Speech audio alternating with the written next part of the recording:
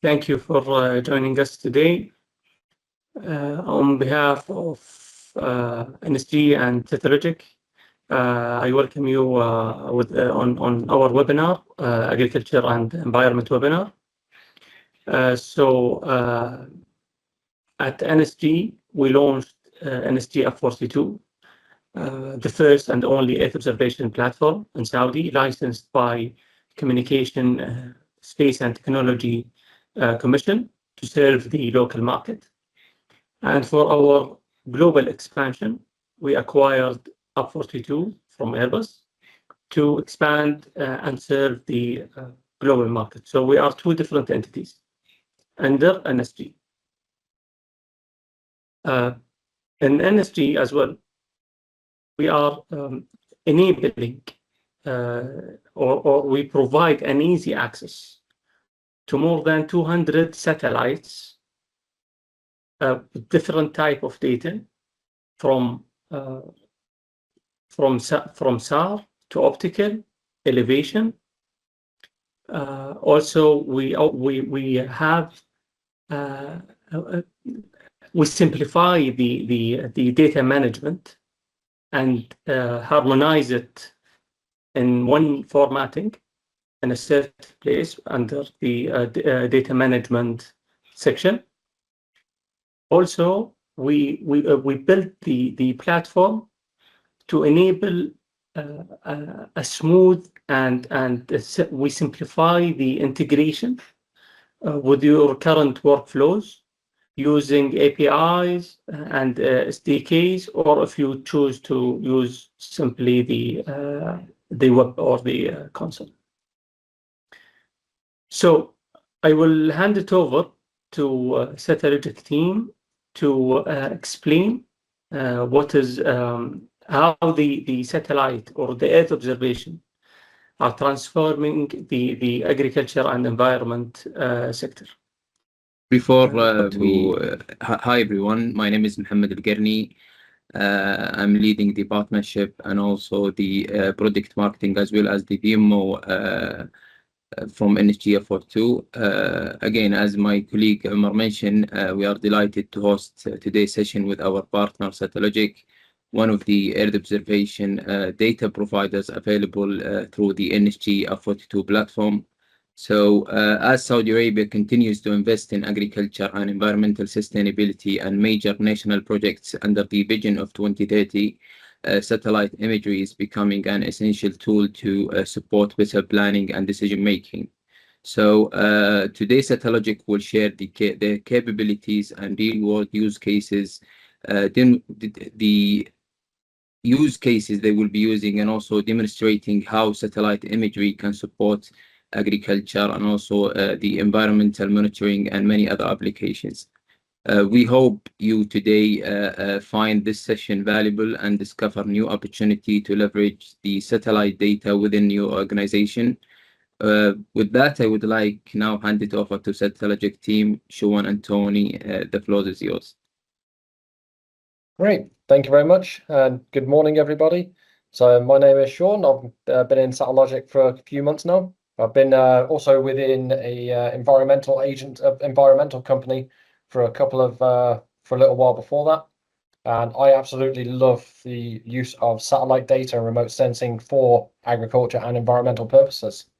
And with me today is Tony, and I think we have a fantastic product and to share with many different verticals, not just for environmental and agriculture, but the whole host of different verticals that are that can make use of Earth observation data. Hi, nice to meet you all. I'm happy to share today with you some use cases. I will let Sean to keep showing to you the introduction, and then I will come back to show you these use cases for agriculture and environment. Thank you, Sean. Oh, thank you. So here's all the speakers, gone through those round of introductions. So let's run straight into the agenda today.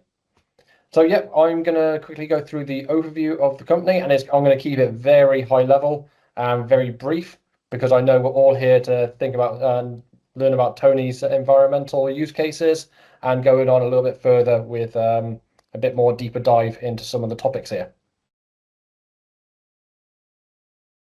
So who is Satellogic? Well, we are a Earth observation company specializing in Earth observation optical data. And we've been around for around 14 years. And we've currently got, we've launched around 55 satellites that are commercially operational. There were a couple more before that, which were like kind of testbed technology provers. And as you can see here, we have been trusted by a whole host of really well-known names, including NSG. We've had a relationship with NSG for a little while now. So we are based in the US. We are US domiciled, but that all of our technology is completely ITAR free. And as it says there, we are currently also traded on NASDAQ. So you can always go in and have a look to see how we're performing, how the market thinks we're performing.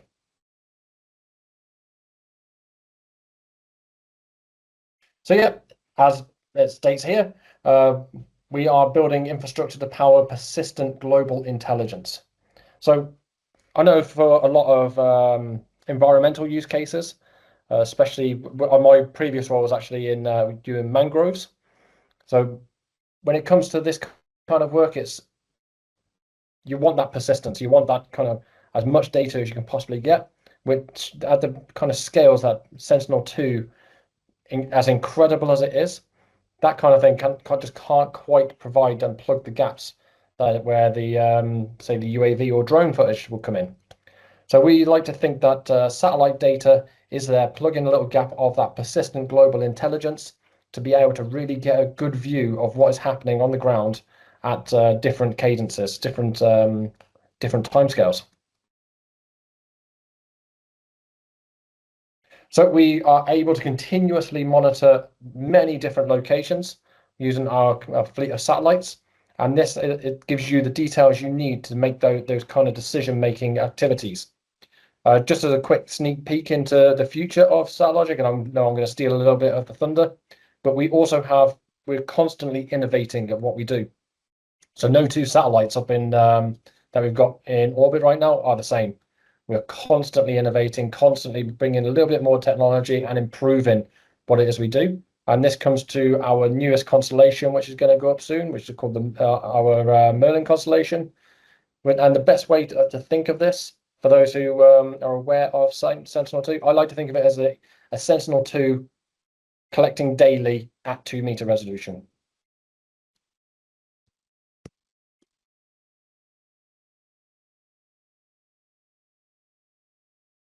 So at a very high level, this is exactly what it is we're trying to do.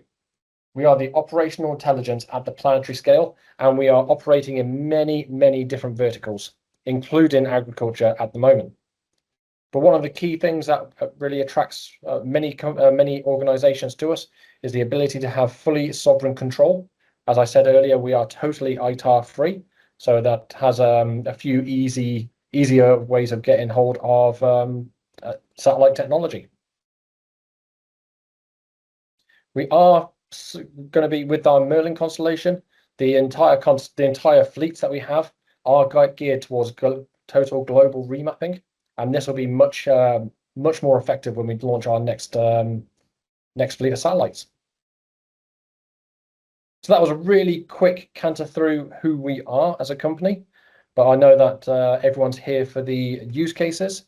So I'm now going to hand it over to Tony and get it straight into this deep dive for our environmental use cases. Perfect. Thank you very much, Sean. And thank you very much to our host, Mohammed and Omar. And thank you for all of you for attending this session. I will start with the regional use cases. I have downloaded these images into my PC, and I'm going to show you now this in a GIS system. I am using ArcGIS. So those are the different regional use cases that I am going to show you. I will start with the Red Sea mangrove. I will zoom in here and I will show you this image with the proper scale. And we acquired an image on the 11th this month. And here I'm going to show you the true color image. And here you can see the main mangrove. I'm going to zoom in. And one of the first and most important capabilities of our satellite and sensor is that we provide 4 bands for analytics. This is the red, green, blue, and the near infrared. And one of the key aspects of our imagery is that we provide these 4 bands at the same resolution. So there is no need for band sharpening. So I can perform any analytics using the 4 bands automatically in any GIS system by calculating any spectral index or any derived product. So for example, I have applied here NDVI. This is the normalized difference vegetation index to highlight the healthy vegetation. And here that you can see is this specific area that it's highlighted in dark green. That means that this is the most healthy vegetation in this area.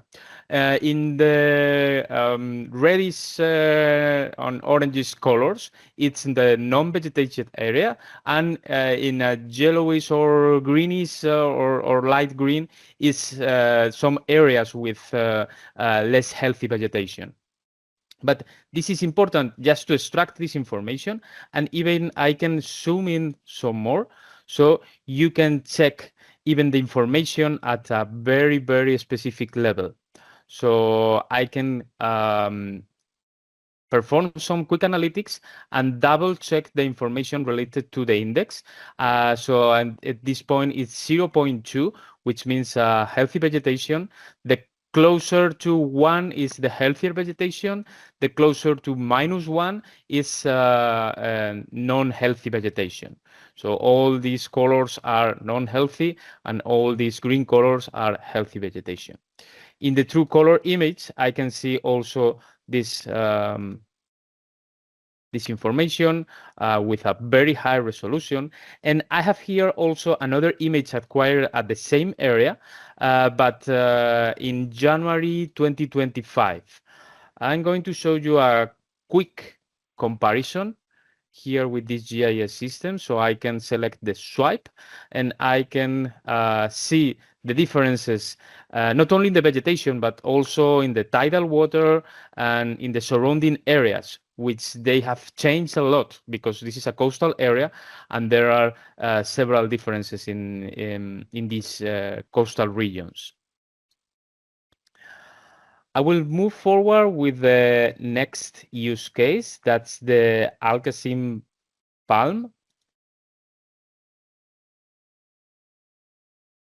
And here, what you can see is the date palms trees. So when I zoom in, I can even check every single palm tree with this very high resolution imagery. We are talking about 50 centimeters super resolution imagery. And then again, I'm going to show you this key capability that is applying a bind combination to highlight the false colors with the red trees that they are healthy. And I've done something similar as in the previous use case. So I've calculated vegetation index, and then again, in green, it's the you can see the more healthy vegetation. This is very important for precision agriculture because what you can see here is the differences between the different trees, and with the more dark green colors are the healthier palm trees, and with these trees that they have light green, they are not so healthy. But not only the top, the canopy of the trees, but also the soil surrounding these trees. So for example, you can see in this area here that the soil is not so healthy, let's say. It's not probably well supported, or it will probably need some more water supply or any other nutrient that is necessary for this area. So this is affecting the trees surrounding. And then we can move to other areas where the trees are with this dark green color, which means that it's healthier. So all this information is derived directly from the 4-band combination and with the derived analytics, which is really important for the farmers and the agriculture, especially for precision agriculture, and how to exploit this information. Not only the high resolution or the spatial resolution, but also the temporal resolution could help for these specific regional use cases. This is helpful because we can acquire images in a regular basis, so we can acquire even in a daily basis, and we can compare the evolution. When the farmers, they are applying any different activity for these palm trees, and they are providing more water supply or changing or modifying any nutrients in the soil, this can be verified by satellite and also by the derived products extracted from these insights of the satellites. Probably, of course, you will know much more than I know about this regional use case. I've been investigating and trying to learn myself about this area.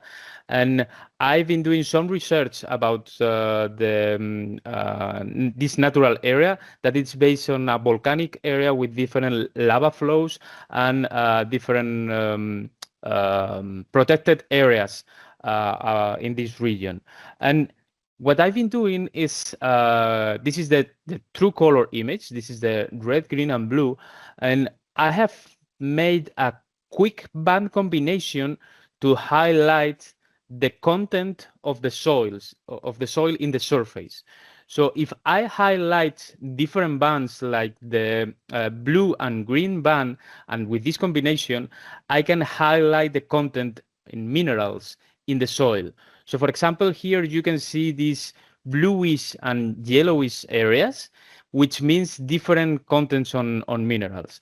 And I can move forward, and I'm doing some specific calculation of indices here in this GIS system, and I have extracted the iron oxide content. So this is even better to highlight this content in mineral. And with the dark blue, what I can see is the high content in iron oxide.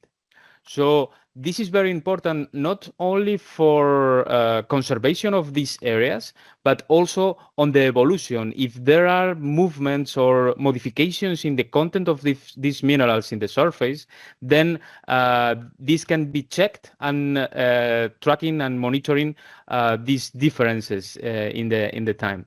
And also, if at some point in time in some other areas there are extraction of these minerals, it's also helpful to understand where they are concentrated, the minerals. So it's not only for conservation, but also for exploitation of these areas in the case that it's possible to exploit. And another use case is this Al-Hasa oasis.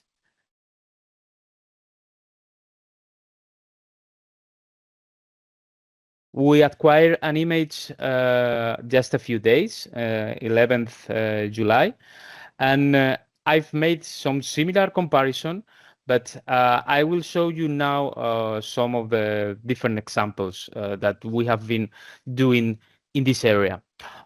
Again, you can see with the combination of the false colors and highlighting the near infrared band, how the red areas highlight the healthy vegetation and the healthy trees.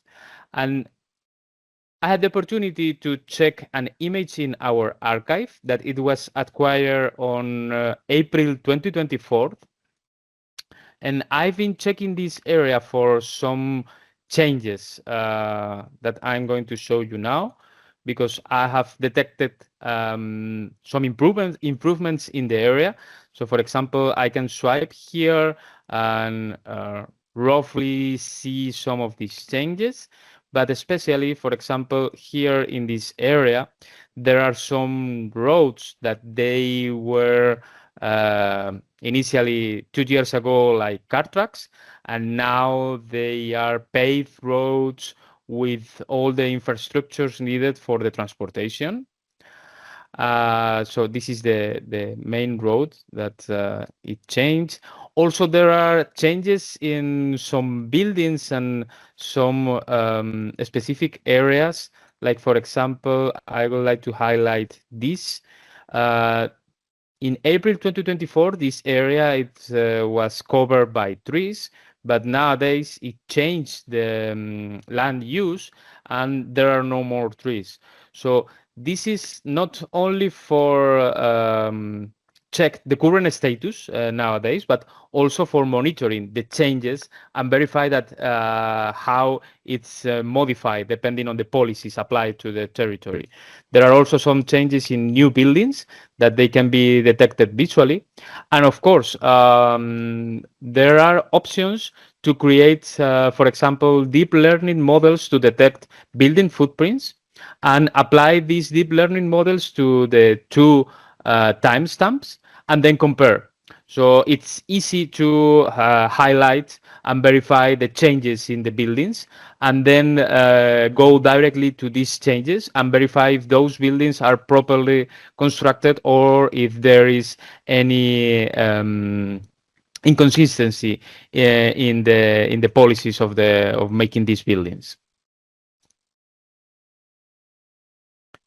I'm going to move forward for the next use case, that is the Sakaka olive region. And this is an area that it's really nice for precision agriculture. Here, the pattern for the trees, it's super clear. This is the true color image where you can see the irrigation fields and also these patterns of the olive trees. And again, I've made a quick comparison with the false color and again highlighting the with the near infrared band, these red colors with the healthy vegetation. With just a simple first view, what you can see here, it's like some spots where there are no trees or there are a lack of vegetation, and some other plots that they are dark red, which means that they are healthy. Probably they are in different stages of the growing, and with the combination of these bands and calculating another vegetation index, in this case is another vegetation index for this specific for precision agriculture, I can even see the differences in a same row, how it changes from the east to west and from one side to another. And this is again paramount for the farmers and the agriculture, for precision agriculture, to understand why and the reasons of these changes in the same plots. Probably it's a lack of water supply, different supply of nutrients, or even if I can see in a broader area, the evolution of these different plots. So they have changes. And now I can count or verify the specific evolution on the growth of these plots, specifically for the olive trees.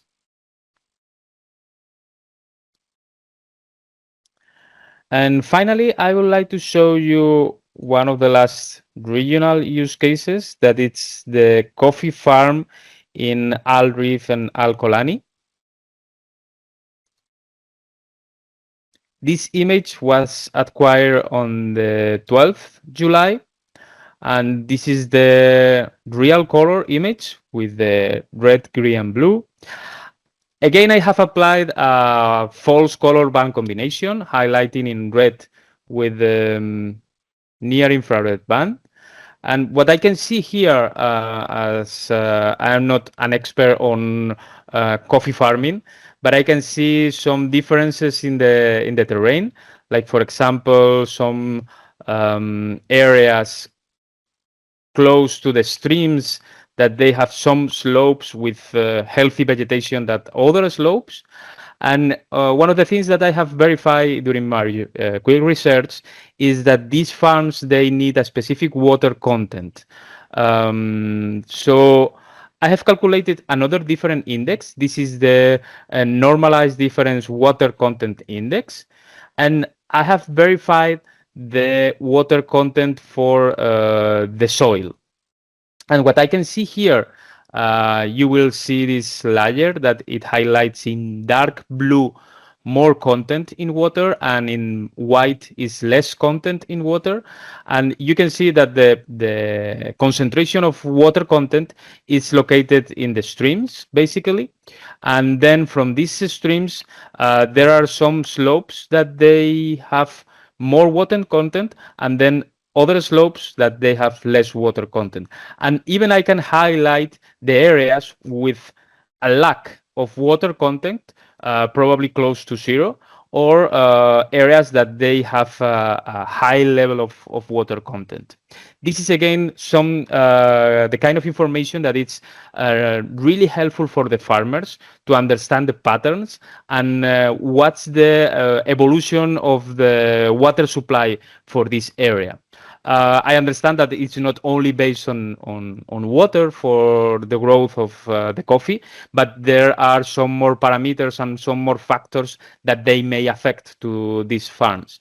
But of course, they can be also monitor by using the satellite imagery, especially collecting imagery at a specific sun elevation angle and with different off-nadir angle. This would help to the farmers to monitor these areas and understand what's going on these farms. So these are the regional use cases that I would like to show you, and then I'm going to move forward with my presentation. So I'm going to show you here the future capabilities. At this moment, I've been showing to you the main use cases based on NewSat technology. This is our current production fleet. As Sean mentioned, we have more than 50 satellites in production with different purposes. And at this moment, we are developing the Merlin constellation. We announced a few months ago in March 2026, and we are currently it's currently under production, and we will launch our first satellites in October 2026. They will be in orbit and they will be operational in the first half of 2027. Especially for the early access. And at the end of 2027, we will have the full operational capacity, and our plan is launching more satellites for this constellation, so we will be able to cover a broader area. This is an example. We made a simulation for the Saudi territory. At this moment, with NewSat, we are able to cover the territory, but we need several passes per year to cover this full territory, considering NewSat. NewSat swath is approximately 7 kilometers. That means that we will need approximately 590 fragments to cover the whole territory with the current technology.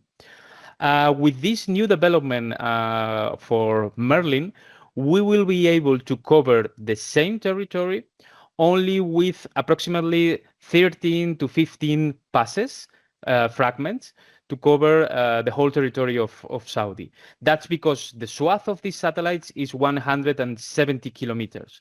So we are able to have a monthly coverage of the full territory. And the main advantage of Merlin is that we will be able to provide much more bands. So the spectral resolution for Merlin is higher, definitely higher than the NewSat. At this moment, we are providing with NewSat blue, green, red, and near infrared band. This is really good for, as I showed you in these regional use cases, the NDVI, the NDWI, the changes and the change detection for different use cases like the urban areas. But with Merlin, not only NewSat, but also in combination with Merlin, we will be able to provide 10 bands. So additionally to blue, green, and red bands, we are able to provide yellow, different red edge bands, different near infrared, and also or the ability to calculate much more insights for spectral information. So monitoring vegetation and crop stress, extract chlorophyll and algal risk for water quality, verify the turbidity and sediments and the water pollution, and also classify the land uses and the land cover in general for the territory. For the water quality, we have been doing some research and some developments. So we are able to define the water extent, especially for lakes, rivers, and reservoirs. We are able to calculate or extract information about the water quality. We made some tests for chlorophyll content and turbidity. And also for coastal areas, we will be able to extract the shoreline modifications, the sediment plumes, and also the erosion that it could affect these coastal areas related to the tidal water. And for the precision agriculture, we have been doing some research on how Merlin would help, especially for crop stage monitoring, how to apply more fertilizers and the stress of the crops, detect early plant disease, like for example, different disease that may affect different crops, and also the nutrient stress. So all these different analytics could be performed and applied to the crops and agriculture by using Merlin. In combination with NewSat, this will help to be even more accurate in detecting these different signals for vegetation stress and crop. And I have a few minutes to finish my section, and I would like to show you some other use cases that we have been doing in the last few years. We are collaborating with the International Charter Space and Major Disaster, and we have been doing some collaborations with them, providing imagery for Afghanistan earthquake, where we were able to detect buildings and some other areas affected by this earthquake. That was in 2022. Again, in 2022, we collaborate in South Africa, providing imagery for different landslides that they affect some coastal areas, especially for the buildings that they were located in these coastal areas. And of course, we have been collaborating in several floods events. These use cases, they were in India, in a specific state in the north region of India, where you can see the comparison between the previous event, where you can see the island highlighted with the false color, and then the flood inundation, where the island is almost covered by water, and how this area, urban area, it was also affected by the water level. And then in the top right image, you can see another area that it was affected again by the water extent, and not only this urban area, but also the crops were totally affected by the flood extent.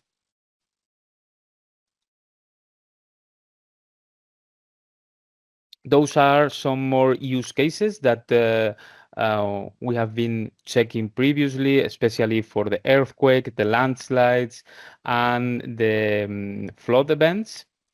And now I would like to briefly show you one of our longest collaboration in the last 4 years. We have been providing support and services to the Albania government, and we have been collaborating with them for several use cases.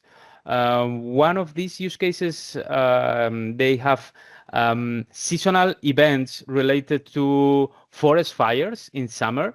This area, this is a Mediterranean area, so they are affected by forest fires in summer, and then they have rainfalls and strong storms in winter, and the region is affected by these events.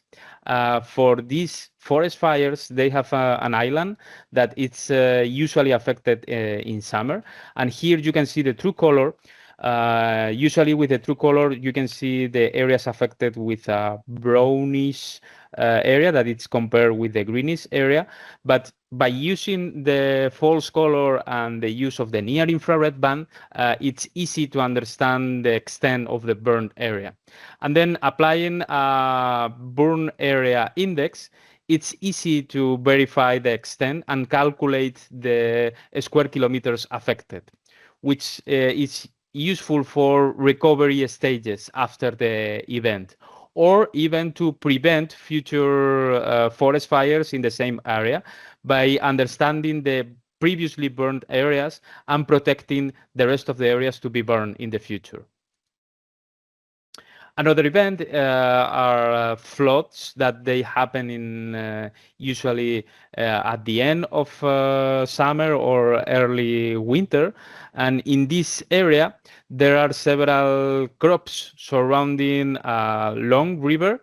In this case, this area in the north of the river, it was affected by the flood with an extent of 2.3 square kilometers. And applying different band combination in usage is possible to highlight in blue the extent of this flood. So you can see that all this area, it was affected, all these crops were affected, and unfortunately, it was not possible to recover this area. And then applying normalized difference water index, it's possible to extract all the water content in the surface. Also for natural protected areas, it's important how to apply these different indices. I will go straight forward to this index, and this is chlorophyll index applied to this protected area in the coastline. And here you can see in red the low content in chlorophyll, yellow shows the medium content, and the green highlights the high content on chlorophyll. So this helps to understand to the agencies that they are in charge of protecting these areas how to manage especially the chlorophyll index, and make the proper decisions and take actions to modify or protect these areas properly. Also, they have been calculating the suspended sediment index, where you can see that the concentration of high content of sediment is in the coastline, and then there is a low content in the water bodies in the inland. And finally, they have some water bodies in like lakes that they have a strong press of human activities. So the calculation of chlorophyll index and sediment index, it's really important for them to understand the water quality for these areas, because they are used in summer for some people for making summer activities. So here you can see the low content in red and the high content in green.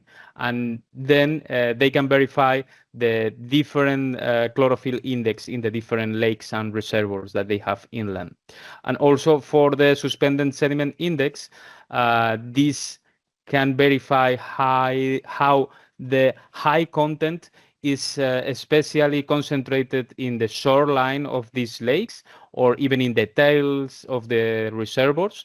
Meanwhile, there are some other lakes that they have low content, especially in those lakes that they are deeper. I will finish here my presentation about the use cases, and I will keep Mohammed and Omar. Yes, thank you very much. I will keep Mohammed and Omar. Yes, thank you very much, I will Sean stop and sharing. Tony, for the insightful presentation. As you all you have seen, the Satellogic provides a powerful AO capabilities that can support a wide range of applications across Saudi Arabia. So the good news is that these capabilities are available through the NSG UP42 platform, making it easy to customers to access both the archive and the new tasking from the NSG UP42 platform. So before we move to the Q&A, I would like to share a short video that demonstrating how easy to access the order, both for the archive and also the new tasking from the NSG UP42 platform. So basically, the video will walk you through the ordering process from the searching for available imagery to a tasking request. So you can see how quickly these capabilities can be accessed through the platform.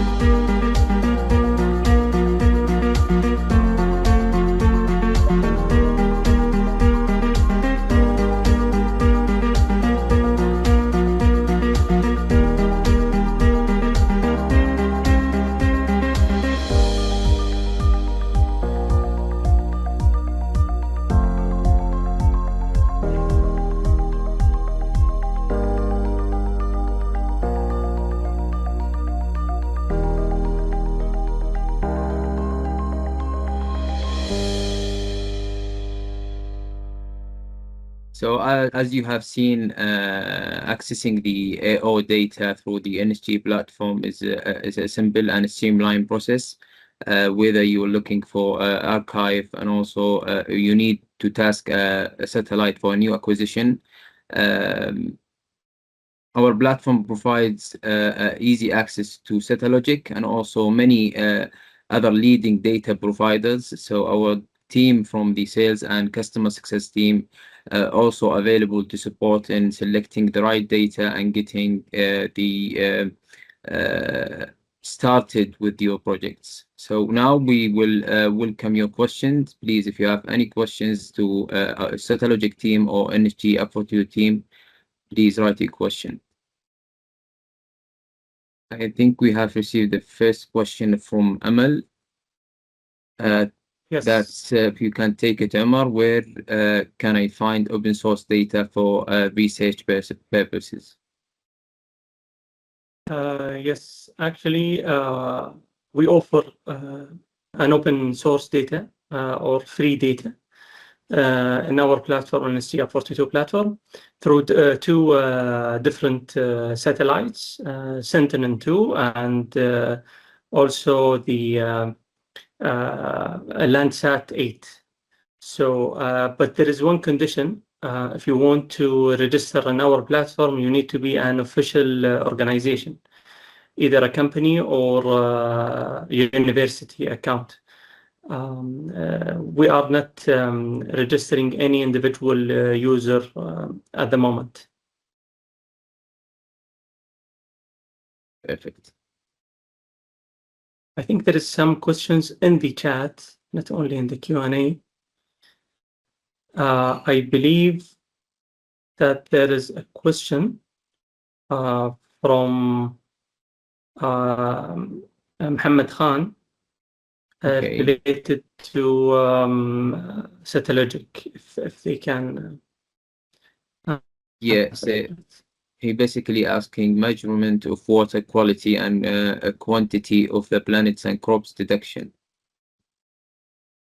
Yeah, so when it comes to measurement of water quality, it's important to know that it is a proxy for everything that we're doing, and it never really replaces actual field measurements. What I think is the best when it comes to this is, yes, it is a proxy, but when you're looking at it at a scale, that's where this satellite data really comes into its own.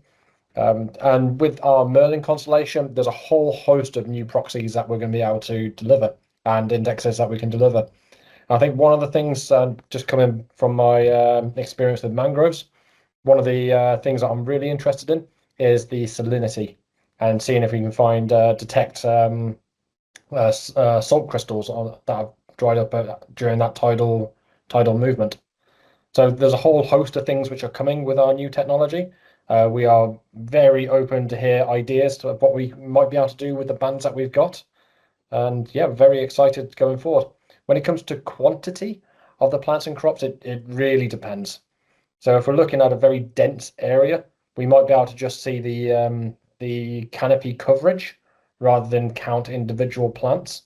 And it also depends on the because we've got very good resolution, but it's if they've got, say, seedlings or they're small crops, the resolution may preclude the detection of those plants and crops.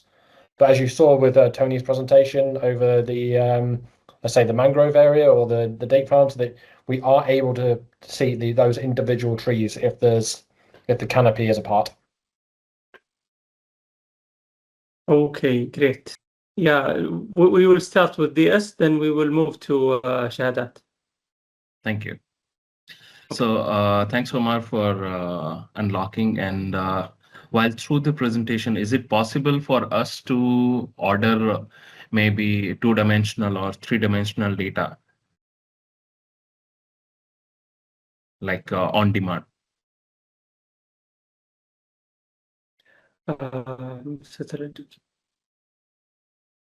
So through the UP42 platform, yes, you can. It's absolutely capable to order the 2D imagery, those point of interest scenes or the area of interest scenes. Absolutely, yes, you can. 3D data isn't something we are offering at this stage, but it's kind of watch this space. Now I know through UP42 you may be able to get access to other providers that do 3D data, but it's not something that Satellogic offers at this stage. Yeah, exactly.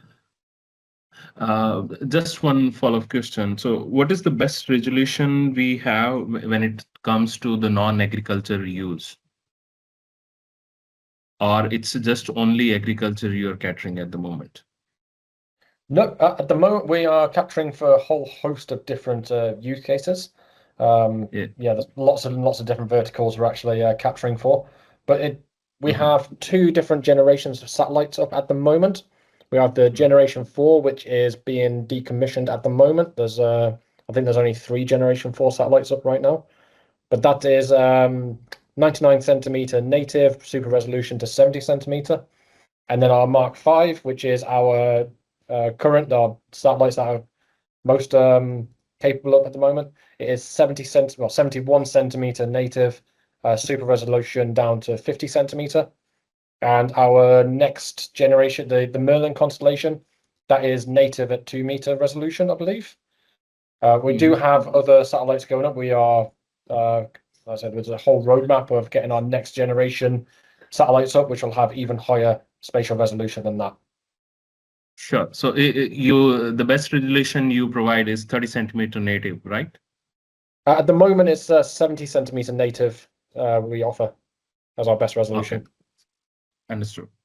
Thank you. But because we are a registered supplier at Neospace, and we keep getting inquiries from other geospatial companies to provide satellite images. So it would be better to know your capabilities. Thank you. Yes. Okay. Thank you. yes, and I think Shahdat, you already have an access since you have access to a 42 platform. So you can find other providers providing high resolution up to 30 centimeters as well. Can I speak right now? Are you Yes, listening? go ahead, Shadi. Okay, thank you guys for your wonderful presentation first. So I would like to ask a question to the Tony. So he has given a very wonderful presentation. So based on the data that you are using, I think, a new satellite data, right? If I'm not wrong, right? So you mean fresh The fresh captures? Yeah. So these are your, I mean, the analysis you have shown us, is it the verified, or we can, I mean, we can depend on this analysis? The analysis that I've made, they were made directly on the data that I've downloaded directly a few days ago. And they are based on the spectral information stored in the data acquired by the satellite. This satellite, this information, it has been assessed by different agencies. So we have different quality report assessments that we can provide to you. In the case that you are concerned about these quality constraints.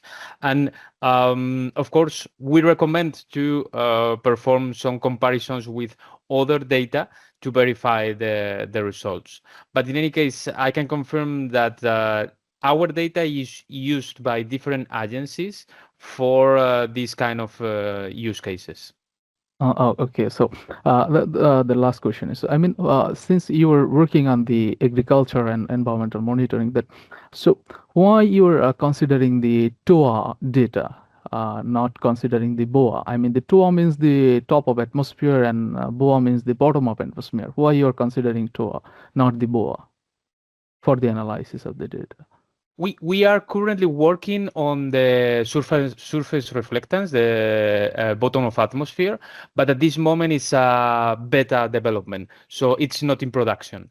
But we will have this applied for the Merlin constellation as soon as it's ready for capturing and delivering the data. So for NewSat, we are considering, and we will provide in the long term. But I think in NewSat they have the data like the level 2A, so they already have the bottom of atmosphere data. Because if I consider the 2A, that means then you have to go through the radiometric correction and geometric correction as well. Other than you will see there is the variations in the analysis, like you have shown us the Shakaka olive region. They are used in the true image. You are showing us the whole vegetation area, but when you run the NDVI, so there is a problem, like yellowish color and so on. That means they have the aerosol impact or the ozone or something like that. So what you are going to say about that? So Yeah, because you correct. are also giving us the geospatial, the analysis support from the NSG, right? Correct. You are right.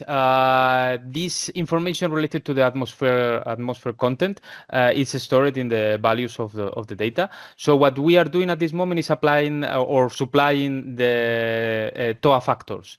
With this information, the customers, they are able to calculate their own surface reflectance, so they can apply different indices after calculating this with the information that we provide. But in any case, for a rough analysis of NDVI, it's useful with using the bottom of atmosphere. I know that, of course, if we provide the top of atmosphere, the bottom of atmosphere with L2A, it will be even more accurate. And that's the reason that we are working on that. Okay. Okay, thank you, Tony. And I have a question for the Omar. So, yeah, you were saying that about the Sentinel-2 and the Landsat images. These images are free, right? So, and these are provided by the USG and the Copernicus. So, why should I mean, the depends on you for this data? We are offering an access to multiple data providers. So, as an option, one of the options that we are offering to our customers are these providers. So basically, we are a marketplace. So we provide wider collections from different providers. So it depends on your need. If you feel that it will fulfill your need, you can use it, or you can also explore other providers as well. So last question. So the air, I think you have the connection with the Airbus also, like you have, so you acquire data from the Airbus. So Airbus is also, they are selling the data, satellite data. So when the comes to the, the price, are you taking the same price as the Airbus taking, or you are adding something for your services? I will leave the Yes, question to him. we are selling as the Airbus prices, and also same as the other customers. We are not higher than the vendor itself in prices. Thank you. Thank you. Okay, one last question. Yes, One last please. question. I know we are reaching the end of the session. However, there is a question from Alejandro. I think he said this question for Satellogic. Do you have any property AI or ML models that you are applying for your satellite imagery? If so, for which purpose?